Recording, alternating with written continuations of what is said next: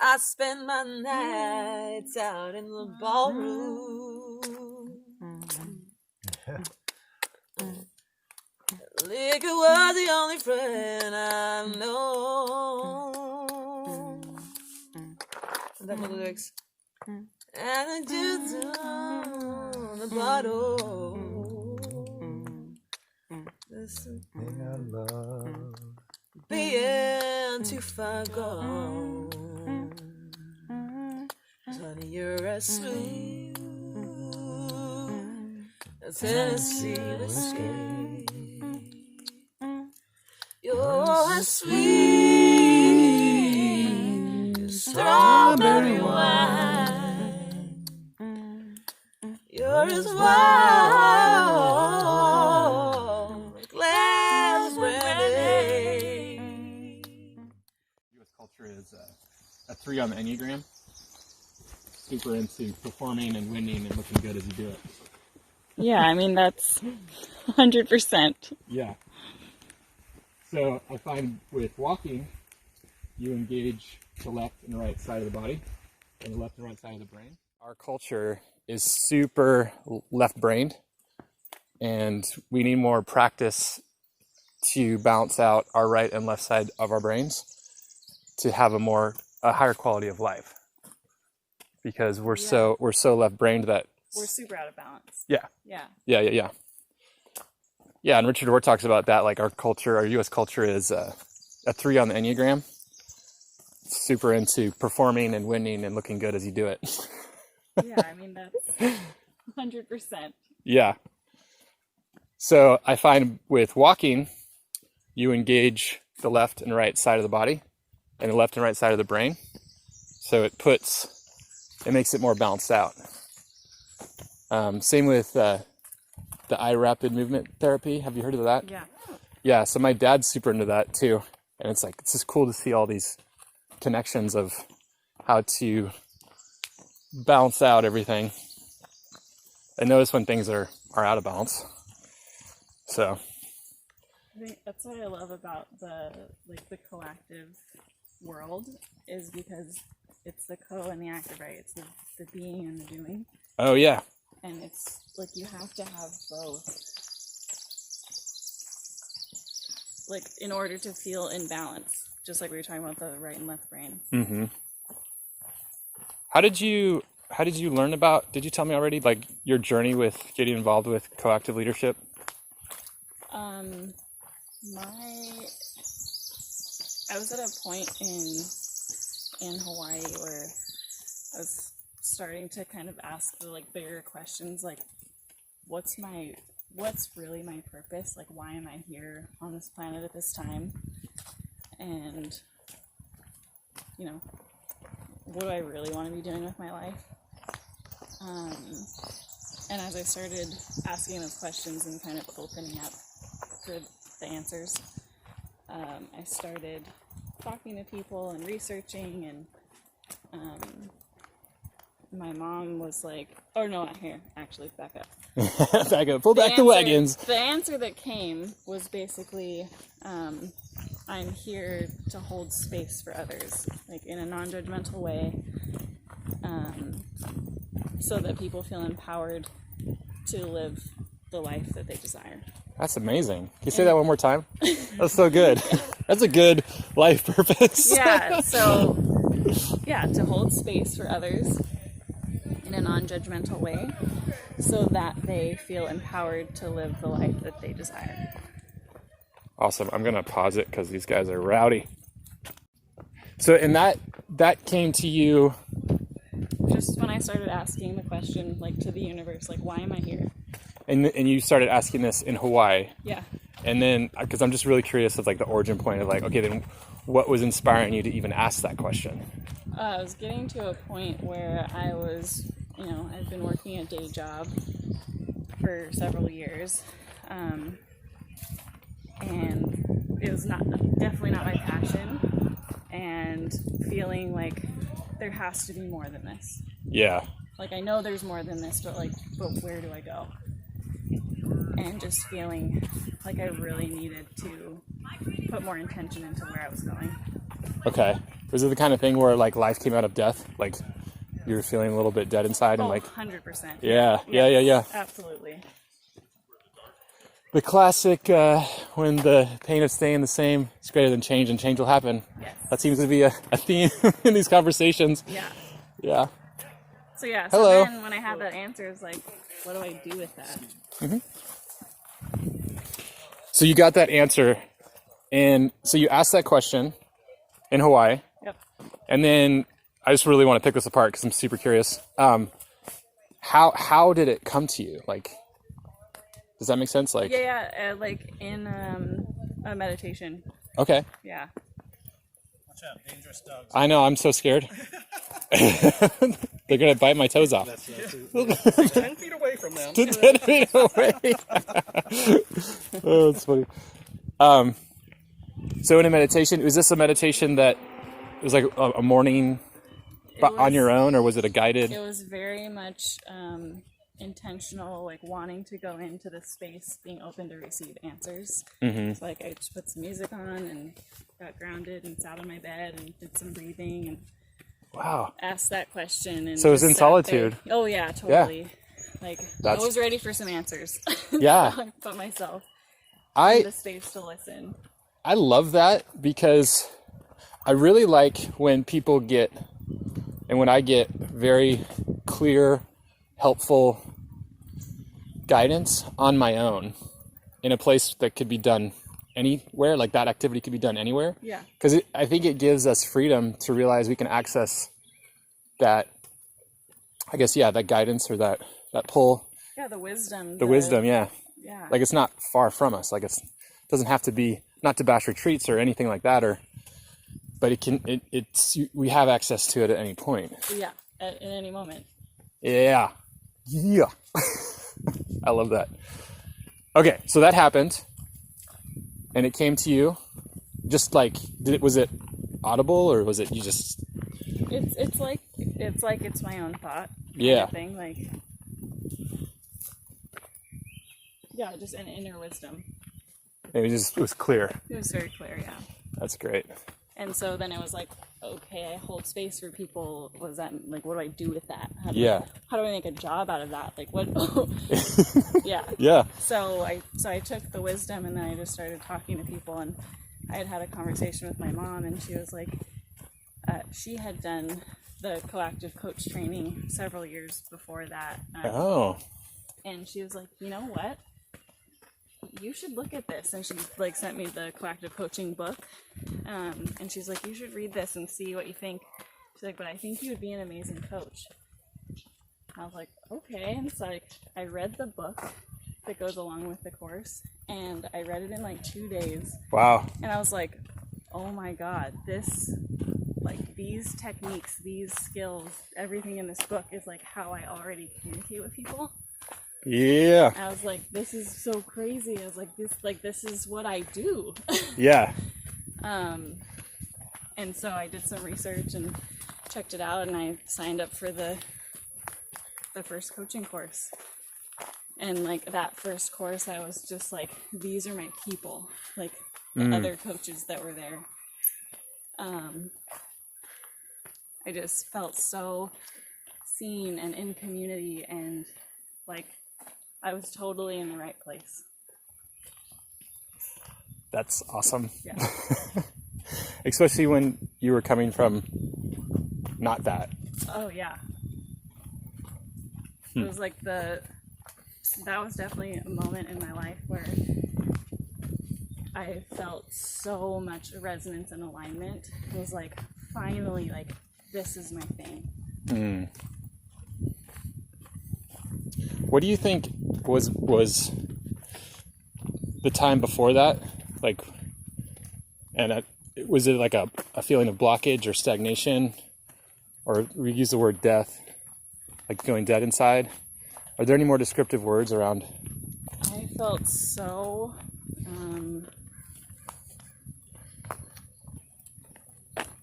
just like anxiety and stress and just like super emotional and just like defeated because like yeah, everything was so hard Mm-hmm. and not fulfilling. And I was just like, you know, working a day job for a paycheck, and it was just, there just has to be something more than this. Yeah. Like, and knowing that, like, well, what are you going to do about it? Yeah.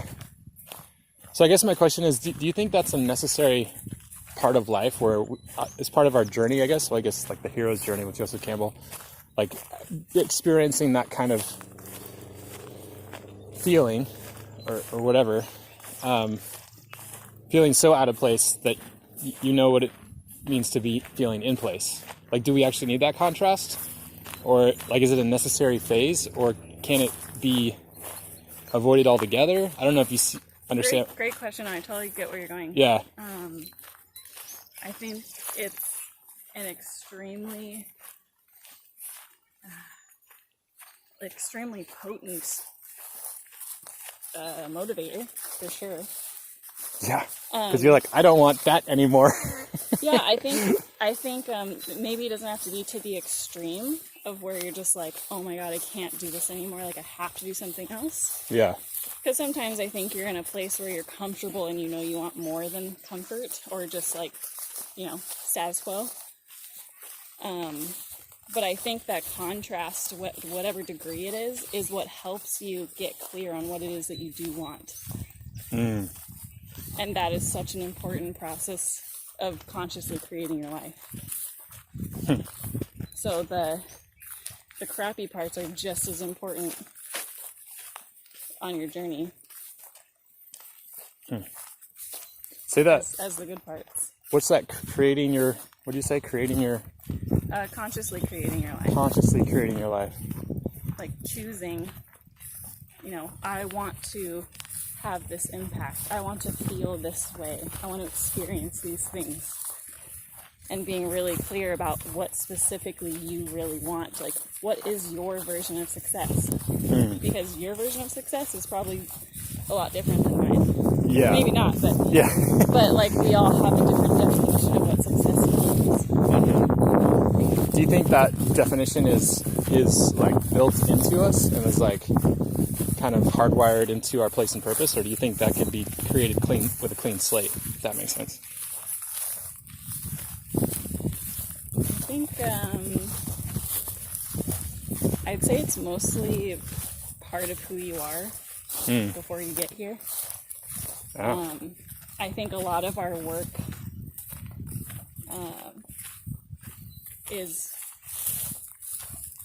like, when you're growing up, your definition of success most likely is similar to your parents' definition of success. Yeah. And so I think there's so much work in identifying that and really tuning in to you and your authentic self and desires, and saying, what's my version of success? Not my parents, not my religion, not my culture. It's always been within me. Like, when I look back at myself as even like a young teenager, you know, I've always been the one that loves to listen and hold space and empower, especially the women in my life, to believe that they're good enough and that they're worthy, and that dream that they have is valid and important, and that they should go for it.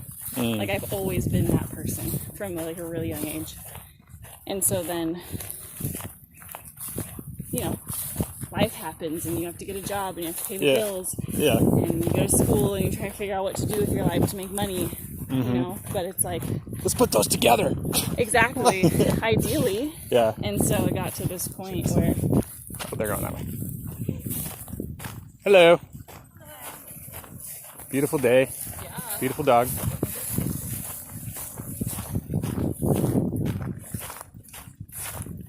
so yeah, it got to this point where I was just like, you know, wanted to tune into like, well, what's my purpose? And as I figured out what it was, it's like, oh, well, it's always been that. Yeah. You just had an awareness of what was already there. Yeah, and then allowing, like, I think part of it is like allowing it to be that easy. what is that thing that's so natural to you, like breathing, that you don't even think about as being your purpose? You know, like, I think it's totally in our blind spot because we're so used to it. It's so part of us. But I think it's always there. It's who you are, you know? Do you think that from that births deeper self-love, self-acceptance, self-respect, all that? Yeah, I think so, yeah. Knowing yourself and like knowing those natural gifts that you have and allowing yourself to step into those things is like, oh, it's so empowering to own that. Yeah. I need to own that more. You're inspiring me. I'm gonna own that more in my life. What would that look like for you? Owning that? Yeah.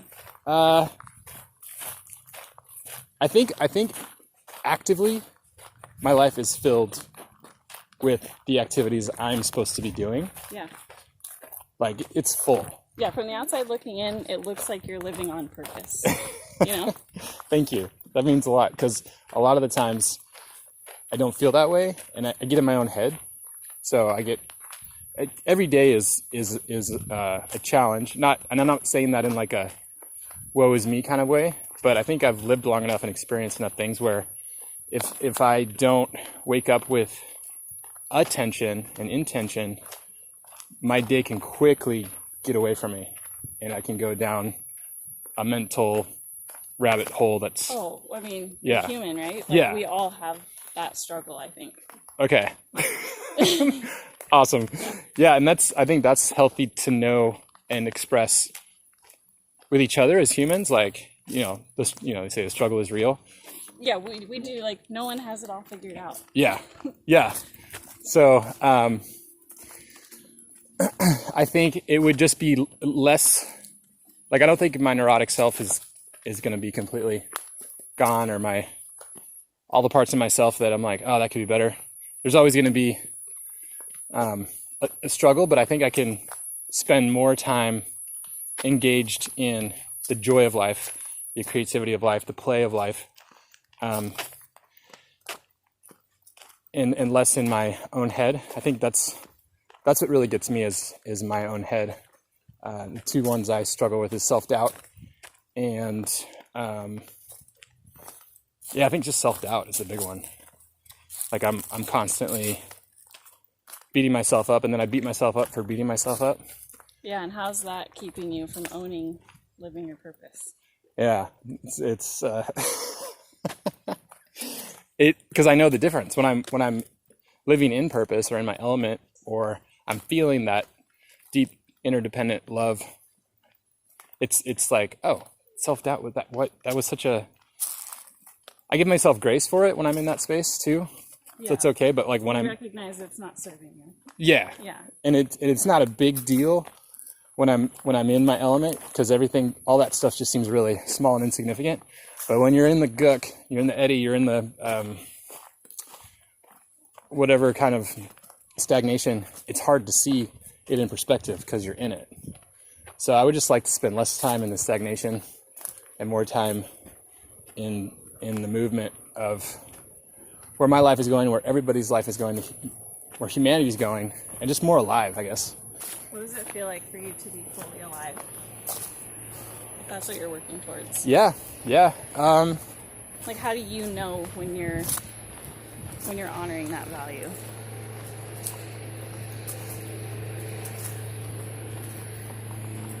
I think when I'm in a space of deep trust,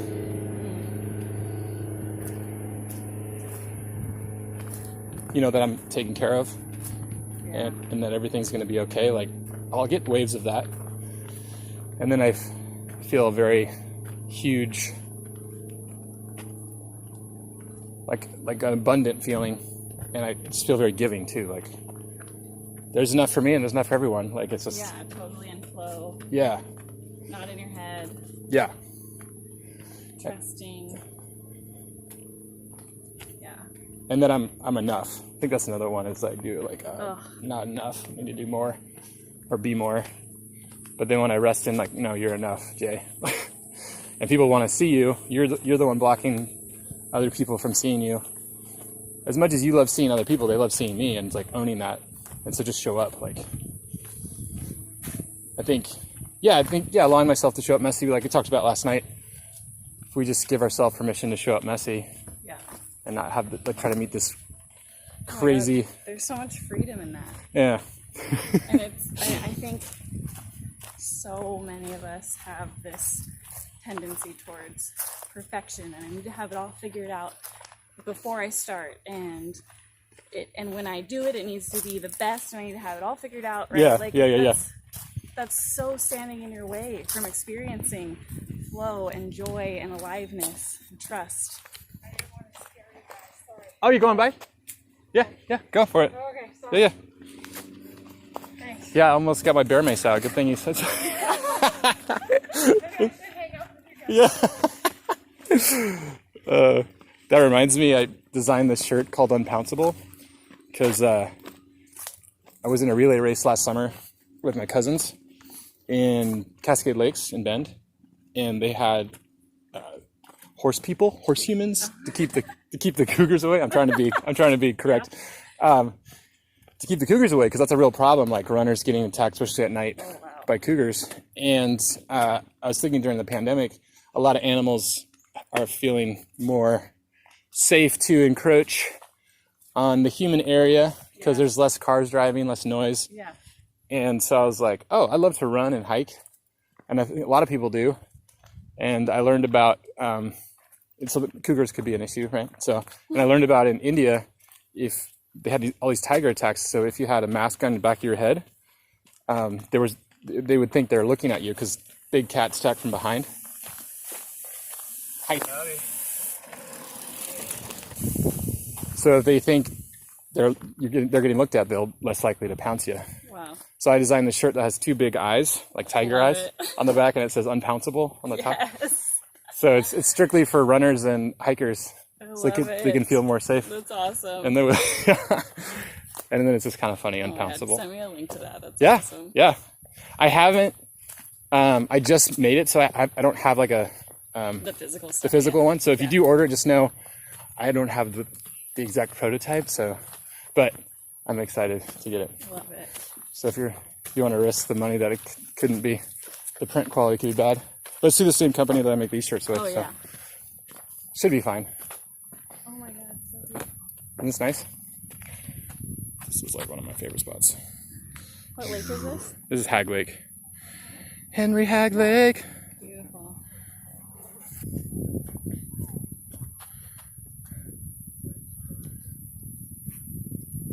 I'm glad you guys are here. Me too. Yeah. Isn't this amazing? Isn't this crazy? Here, I'm gonna put you on my left side, right side. Yeah, I mean it's just so cool how like we all met. Like, what the hell? Thanks, universe. Thanks, universe. Yeah. Now we're here, and what else is cool is that like our jams are similar, and that we're all very into life coaching and facilitating and like self-development and helping other people step into their self-acceptance and amazing possibilities. See, this is where I think that's how connected we are with the universe, is that I think there's a bit of like I do think there's free will. Hello. But I think like each one of us has this like very wide yellow brick road, and we have a lot of freedom that we can like play on the road with. Mm-hmm. But there is like some distinctness to your specific yellow brick road. Oh my gosh. Yeah. Stop. Okay. Okay. I love it. I love that you're saying that. I had this idea and kind of vision come to me around this idea of that we all, like you've heard, stay in your lane, right? Yeah.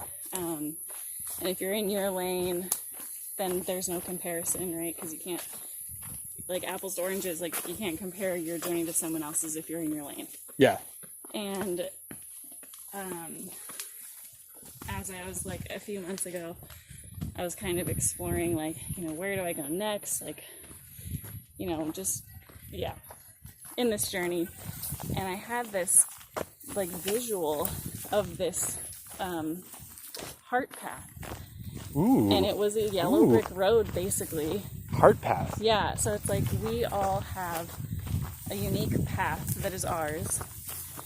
And as long as you keep taking one step in front of the other towards your joy, towards your passion, towards your purpose, like, you don't have to know what's at the end of the road, but like, you do have a path, and it is your unique, authentic path.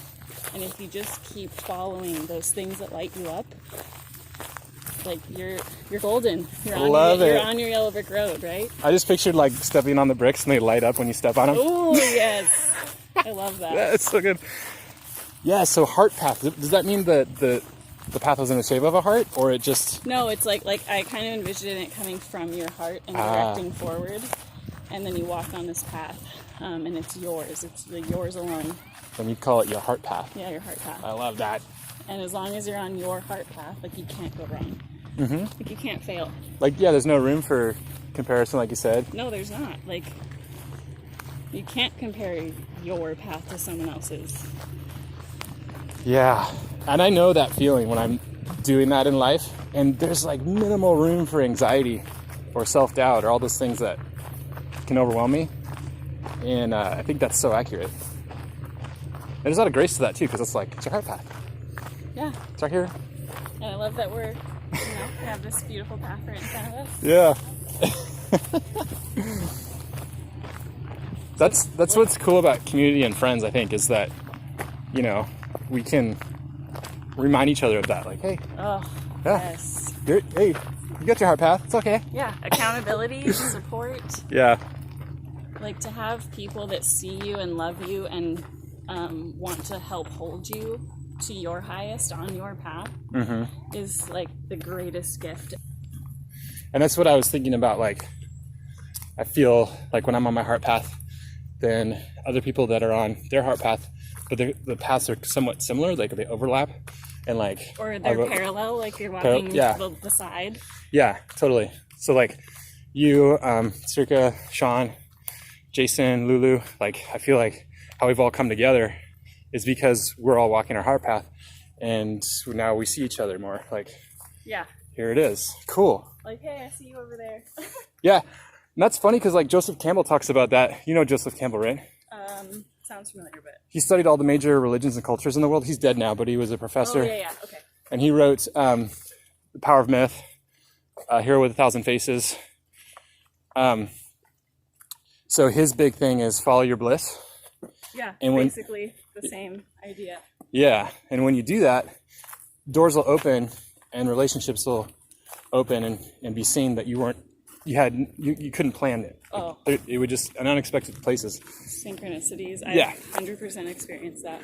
Yeah. Being off your path and on your path, like, it's such a clear difference. Like, when you're off your path and you're going towards the things you think you should be doing or other people want you to do or expect of you, Yeah. it's hard and it's a struggle and it sucks. It sucks so bad. But when you're on your heart path and you're following your bliss or following your purpose or what lights you up, Yeah. like, there's so much ease and flow and synchronicities, and it's just, so good. And I would also throw in, I think grace is so massive that it's never too late. Like, your heart path is always there. Oh, it's always there. Yeah. And it's not judging you for not being on it. Yeah. It's just loving and, holding you, waiting for you to step back on. Very patient. Yeah. Well, and I think that patience seems to be a big theme too in a lot of wisdom traditions, because I think as humans we get so fearful and we think, oh, there's not enough time and da-da-da. But if you really expand out and see the perspective of one's journey, the universe's journey, the planet's journey, like, we have all the time. Yeah. But we're like, oh, there's no. So easy to get impatient. Yeah. Yeah. That helps me too. Like, I'm kind of one that believes in the journey continues after death. What that looks like, I don't know. But I do think it continues on. And I think what we experience here in this dimension is a reflection of what is happening in the next phase. It'll probably just be amplified. So Yeah, like you're here for your soul's expansion, like for an experience. yeah, And so it's like you just keep expanding and experiencing and growing, right? Like it's a never-ending journey. I hope so. I mean, I lean that way. So. I hope so. I lean that way, and it helps me out because it's like, that's what gives me peace. And You don't have to get it all done. you don't have to get it all done. There's so much more And than just this slice of life that we're doing right now. This little blink, like. Because what if it never ends? I just got the hairs on the back of my neck when you said that. What if it never ends? Well, if it never ends, then I can just chill out. Like, I think I would, if I really sit in that, I think I get a deep sense of peace, and then more of a desire to really appreciate this moment. Because if it never ends, there's no place to get. It's like, we'll just enjoy the unfolding in this moment. And you can look at that even just in this lifetime, right? If you're someone that's like, oh no, I think we die and that's it. Cool. There's still, there's your goals and visions and dreams are ever changing. So there is no arrival point. It's always changing. So by denying the present moment and not enjoying the journey, you're forever waiting and delaying joy and peace and fulfillment, because it's always that next thing. Yeah. And see, what's awesome too about that is when I am in that space, you talked earlier, like, what space do I want to live in? Like, when I really am in that, like, abundant feeling. Yeah, when you're fully alive. Like, it's so abundantly overwhelming in a good way that it literally heals all my regret, or all the times I wasn't feeling it, because it's so filling. I don't know if that makes sense. Like, it's just this blast of, like, fulfillment and love and understanding, and, like, I'm like, oh, it's okay that I missed out, quote unquote, because I'm getting so filled right now. Exactly. Where it makes those things, like, pretty much insignificant. Yeah, because right now is the only thing that actually matters. Yeah, I think the hardest thing to forgive myself for is times when I've hurt others, and I think that's why kindness is so important. And because I think that's one. I think it's easier to forgive myself for not, like, reaching the bar, or, doing the best at work. Things you wanted to do for yourself. Yeah, or like, oh, I could have made more money, but like when I actually was involved in hurting somebody, I mean, I never want to, but based on what I did or didn't do, or say or didn't say, somebody else in my life that I love got hurt. But did you learn something? Hopefully, hopefully. What I'm saying is, like, out of all the regrets, I think that's the hardest one to navigate. It is. Yeah.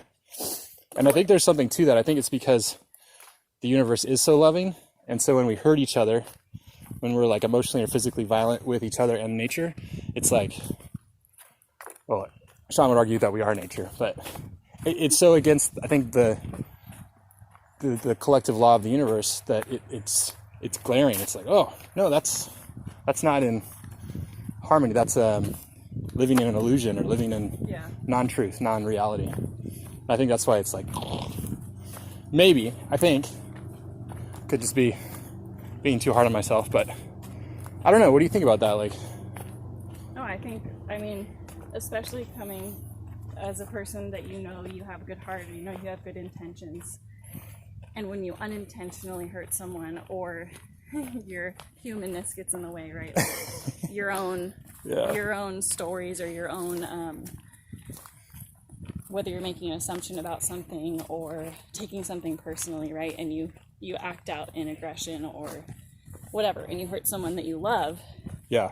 That sucks. Mm-hmm. and then you look back and you're like, and I can't take it back. Yeah. You know, It happens. Of course that's It made an imprint. hard. Yeah. Of course that's hard to forgive yourself for. Mm-hmm. But at the end of the day, we are all human.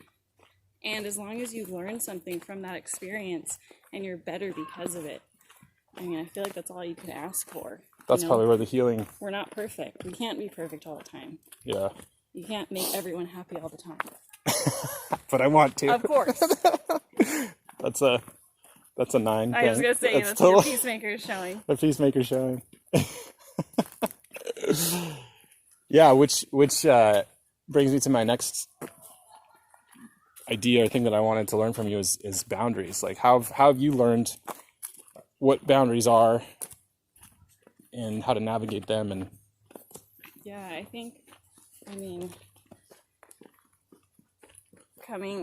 mean, as a recovering people pleaser and, that's awesome. and peacemaker. A recovering people. Yeah, and I'm peacemaker. totally that.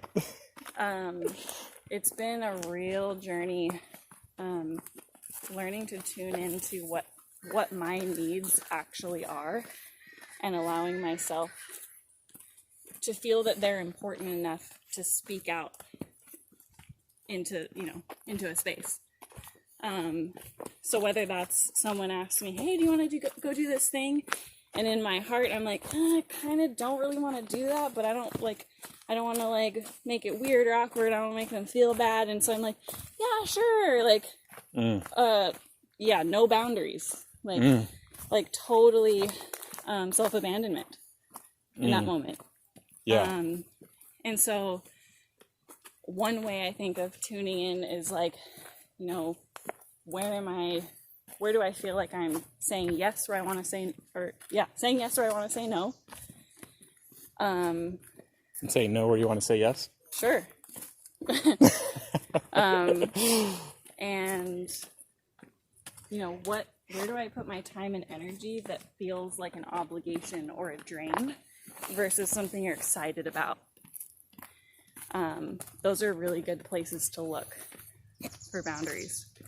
It's almost like when you're on your heart path, the boundaries are probably easier to make because you're just because you know what you're going towards and you know what will or won't serve you on your path. Yeah. Yeah. I think I get like that when I'm really excited about something and you can't stop me and I'm going for it. Like, then boundaries are easy because I'm like, no, I can't. Yeah. So I'm so into this thing. Is it in alignment with your values and your mission? That's a good place to look. And I think a good way to think about it is think about kids, right? Like kids need rules and boundaries. They need to know what is expected of them. And when they do, they actually find so much more ease and freedom within that container. So if you extrapolate that to being an adult, it's the same thing. Like if you're in a relationship and the other person doesn't really know what your boundaries are, or what's expected, or what the rules are, you know, then how can they play by your rules if they don't know what the rules are? Like you have to make your boundaries clear so that everyone's on the same page. And you can only create boundaries when you deeply know, I guess, your heart path. Yeah, when you speak up about what you need or what your preference is or what's okay or what's not okay with you, right? Yeah. So it feels like the root of this is really being in deep relationship and intimacy with yourself and that journey, that heart path. Then from there comes all the things, like, it sounds like. Yeah, so what is your practice of tuning in and listening to yourself and what you need? Are you constantly looking outside of yourself at others for what you should want or what's okay or what's, expected? Yeah. Or are you tuning into yourself and saying actually, I need this today, Mm-hmm. You're like, oh no, actually I need a rest day. Yeah. Or actually I want to stay inside today. Or, whatever it is. Honestly, I've been getting better at that. I think because of the pandemic, it's pulled me out of this workaholic matrix life that I've been in. Go. Yeah. And it's really it's made me more aware of, whoa, I've totally been in this I don't know what to call it, but like, I guess, yeah, matrix of just going through the motions, but not really thriving or being alive in them. Or being intentional. Yeah, or just not knowing, like almost just being unconscious. Yeah. Yeah, there's that too.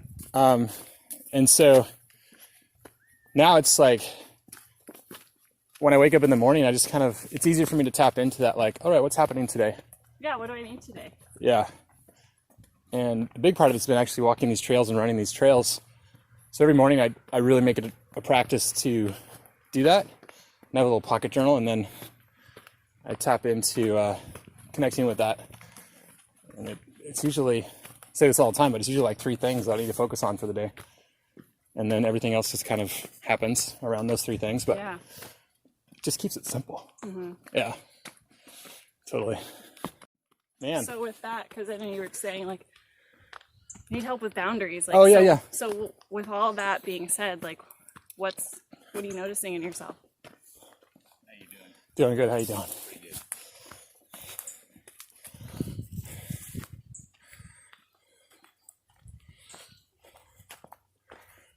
Am I noticing myself with that?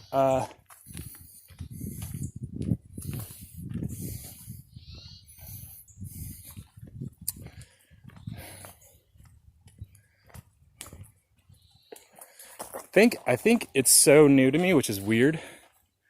I think a part of it too is that I'm very content a lot of times by myself, because I grew up in the forest pretty much. We lived on 4 acres. Kind of an only child. Like, I have brothers and sisters, but they're all step in half. And so I grew up, on Bainbridge Island on 4 acres, and there was a pond and just wilderness. And so I think I'm a late bloomer when it comes to like really showing up, like expressing, I guess that's what 9s do. We have a hard time expressing our needs and wants. Yep. And really knowing my needs and wants. Because when I'm by myself in the woods, it's like I'm at peace. Like, Yeah, you just do what you need to do. that's not even a consideration. But then when there's other people involved, it's like, oh, everyone has these different needs and wants, and I need to communicate them if we're all going to be able to play nice together. Otherwise, it's just easier for me to peace out. Which is a beautiful attribute to have as a peacemaker, right? Yeah. Like that's needed. But it's when you take it too far and you abandon your own needs and wants in service of everyone else. Yeah. So Yeah. I guess that's a good place to look, is where are you abandoning yourself?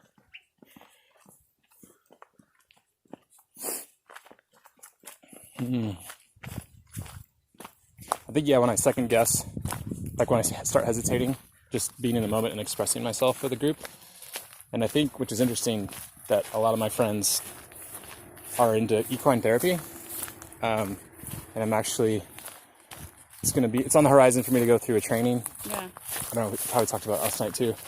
And I think the horses are going to teach me the answers to this. I just don't think I know how. Like, Don't know how what? I don't have enough data or enough experience with being in real time with the group and feeling consistent in expressing my needs and wants and knowing when I'm not okay and knowing how to communicate that. Yeah. Most of the time, I just get lost in it and I shut down or withdraw because it's just so overwhelming. Yeah. So I think I need just more practice, more awareness. Yeah. Yeah. Practicing being aware yeah, and seeing what you notice from that. yeah, Yeah. yeah. And I think the horses are going to help. I think they're going to show me some stuff that I don't want to look at, I think but it's going to be super powerful. yeah, and I'm terrified, but I know it needs to happen. Hello. Yeah, I'm really terrified. So when are you going to do that? An actual session could be any time with my friend Katie and Becca, who are both equine therapists, and they're both like, anytime, Jason, we'll get our horses together, and So what are you waiting for? It's a good question. It's a good question. I think the flow, just for it to, I'm a big fan of things happening naturally and not forcing them. And I know it's going to happen. I don't know when, and I'm okay with that. But at the same time, I could just be making excuses and not knowing I think it. there's a fine line there. Yeah, right? Yeah. Well, it's like when I showed up to go down the river with my friend. And Yeah. I was like, yeah, this just better be chill. Oh, it'll be chill. Class 3 rapids. Gear up, bro. Gear up. Don't fall in. Okay. And it was awesome. Like, it was so much fun. Yeah. And she made it chill because I trusted her, and she just was so confident. Like, this is like, that's her world. Like, she could do that with anybody and make them feel safe. Just kind of like me being up in the trees with someone, like, Right. oh, Jason's here, it's fine. Second nature. Yeah, it's like, oh, he knows the gear. Like, I feel safe in this We're gear. good. Yeah. Yeah, but it is a fine line, right? Like, I don't know. Do you have an example of that where you like hesitated, and it's like you're just holding back? I would say signing up for the leadership program. It's like I was very much being drawn to it. Yeah. But it's kind of like, should I do it? Should I not? When should I sign up? There's so many options. You know, and then like finances and like, right? But like knowing in my heart, like, this is like, you need to do this. Like, you really need to do this. This is going to be the thing that supports you on this journey. Yeah. Right? And so yeah, like I knew in my heart that, like, I needed to do this thing. And then like there's so many excuses I could have given myself, like, oh, it's too expensive, it's whatever. What if I can't get the time off? That was a big one. But then when I tuned into the knowing that like this was the next thing I needed to do, I made it work. Like I negotiated all this time off with a new job, like as my my benefits package. Like I wanted it. I wanted the time off. I negotiated that in. The finances have worked themselves out. Like, and it truly has been the most supportive, incredible thing like I could have possibly done for myself. Yeah. So it's kind of like when I hear you talk about the horses, I've heard you say, like, I know I need to do it. I know this is the next thing. I do. I have it available to me. It's I ready do. for me. Yeah. And you're saying, like, well, I'll wait and see when it's perfect time. Like, well, at a certain point, it's lined up for you and you have to just go get it. Yeah. But only you're going to know the difference, right? If it's waiting for the right time or if you need to just say, hey, I'm ready. Yeah. I like that verbiage. Hey, I'm ready. My cousin says, go scared. Oh, yeah. That's her, like, power word. For sure. Like what's something that you were scared and did it anyways, right? And then what did you learn from that, or what did you get out of that? Like, Yeah, you can easily, make the connection from that to this. Yep. This is accurate. This is so accurate. I think too, also, like, go with love. It can almost be, Start scared and go with love. yeah, like I think when I'm in something that I'm just so excited about or in love with, or there's just an overwhelming feeling of joy. There's less room for being scared. Oh, yeah. And then it's just more fun. Whatever it is. And I want to have more fun going scared than just that feeling of terror. Like, that's not, I mean, there's a healthy amount of that. But of course, like, to yeah. protect you. But Yeah. at a certain point, exactly, right? So, like, when you look at the horse training therapy stuff, how can you approach that from the energy of love and fun instead of terror? I think specifically, I'm thinking of my first session where I'm going through Experiencing it as a exper- client. Yeah, I'm not necessarily scared of the down the road thing where I'm holding space. Yeah. It's that first initial one that, So what? oh man, I feel it in my body, like right now, like, oh, But can you gonna be imagine so intense. that there will be other parts that are not just scary and intense? yeah, there'll be more. Yeah, that's a good way to look at it.